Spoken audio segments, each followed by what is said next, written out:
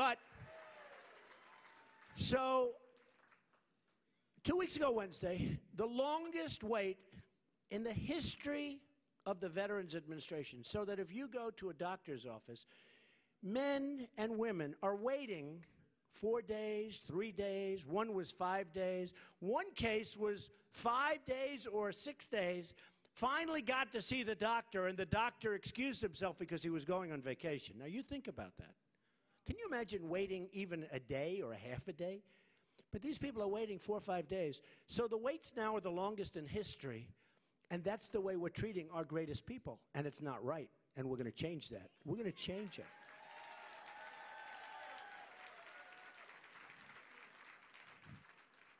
We have right now, and people don't know this, you know, they see these phony statistics put out by politicians, basically. All talk, no action politicians. And I mean on both sides, in all fairness. You know, I'm a Republican, I'm a conservative, but I'm just as angry with the Republicans because they go to Washington, something happens. They become weak. They go to Washington, we're going to stop Obamacare, we're going to stop this, we're going to do this, we're going to do that. Then they walk into these magnificent buildings with those incredible vaulted ceilings. And they go, oh, I made it, darling, I made it. I vote for you. I vote for you. I vote for Obamacare extensions. I'll do whatever you want me to do. I'm in Washington. It's amazing. Isn't it amazing? Don't you agree? I mean, it won't happen to me, I promise. And if it does, you're going to let me know about it, but it won't, I promise. I promise. But, you know, they show those phony statistics where we're 5.4% unemployment, 5.4.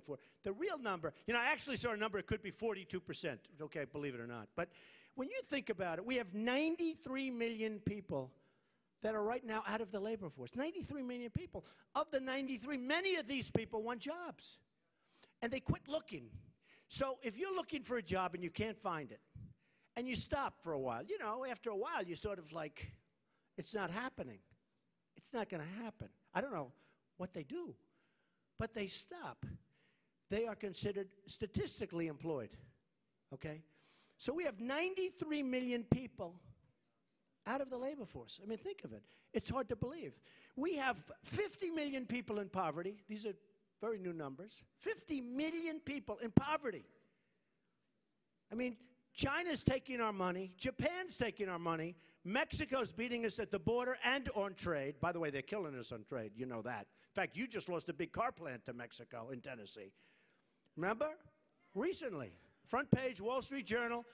A plant that you were going to have. I love this guy. You know, he's sitting there holding a stand up, turn around, show him. I love this guy. He's just holding the sign up. Look at him.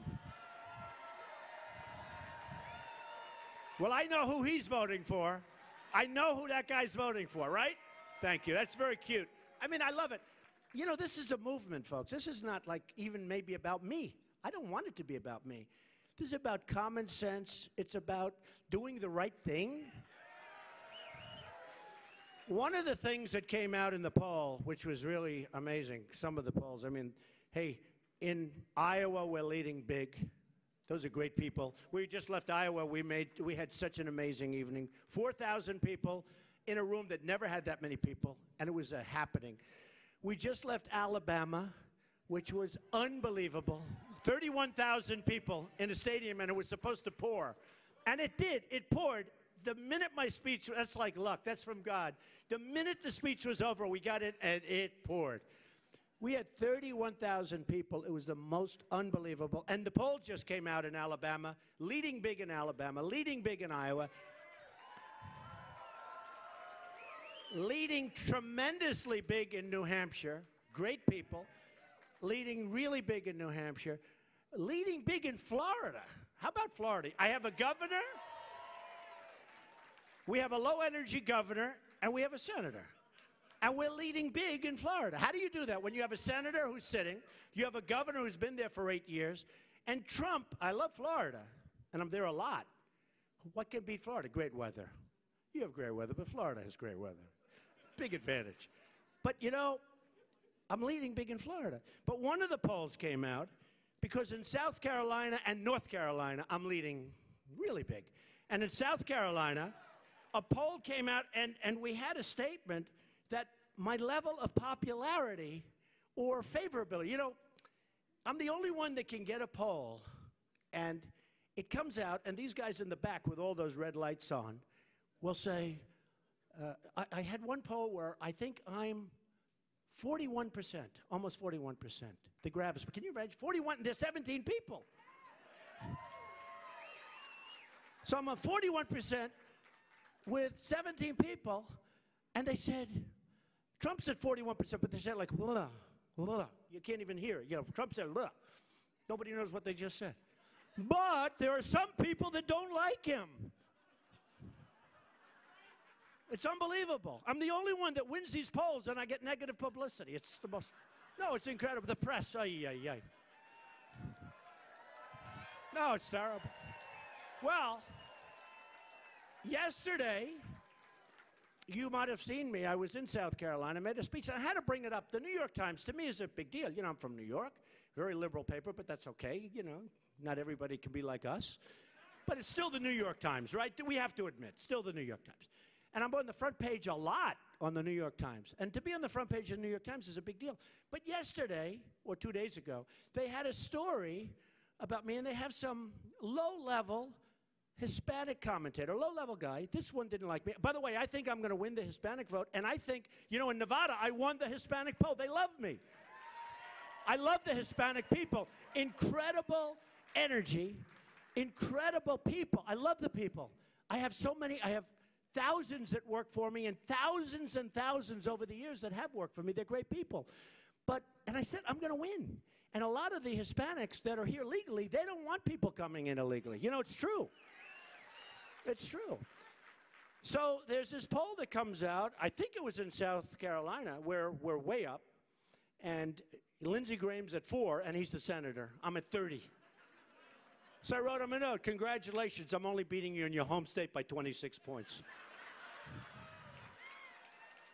So anyway, who cares? But they did something that nobody reported. They say, oh, but do people like Trump? By the way, this election's not going to be like, I think I'm a nice person. I love people. I want to help people. Women's health issues to me are very important. To Jeb Bush, it wasn't important because he didn't want to fund them. And then he said, oh, I misspoke. But, you know, I really want to be a nice person. I am a nice person. But I think it's actually going to be an election based on competence. We're tired of being like the patsy for everybody. I really do. I think it's time. But in the poll, this was the Monmouth poll, big poll, highly, in another act of political magic, I don't know what's magic, Trump managed to flip his favorability rating from negative, nobody wrote this, by the way, and nobody said it, nobody reported it, from negative to positive. This is an exact quote. I have like this photographic memory, so I don't need, but I want to be sure, because if I use the word the incorrectly, they'll say he didn't. Favorability rating from negative to positive in one poll during the span of a month, a feat that Monmouth University's Patrick Murray, highly respected pollster, called astounding. He called it astounding. Nobody else wrote about it. That defies any rule in presidential politics that I've ever seen, said this highly respected man. Murray, the director of polling Institute, said he flipped it from 20% to 52% in 1 month. And he said he's never seen that before. And you know what? That's because people have heard me.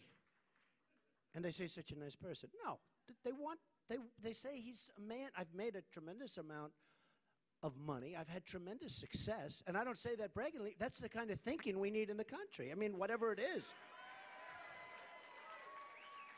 But to me, that statement was more important than actually literally killing everybody in the poll. We were much, much higher than more than double everybody.